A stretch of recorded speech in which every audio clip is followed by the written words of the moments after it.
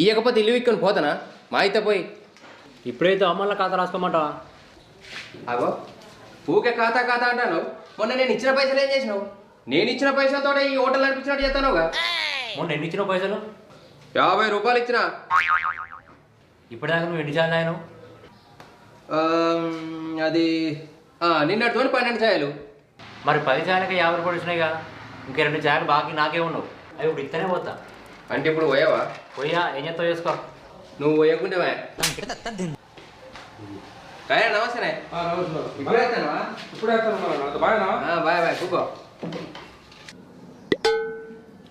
కానీ రాజన్న నువ్వు నిజంగానే రాజువే.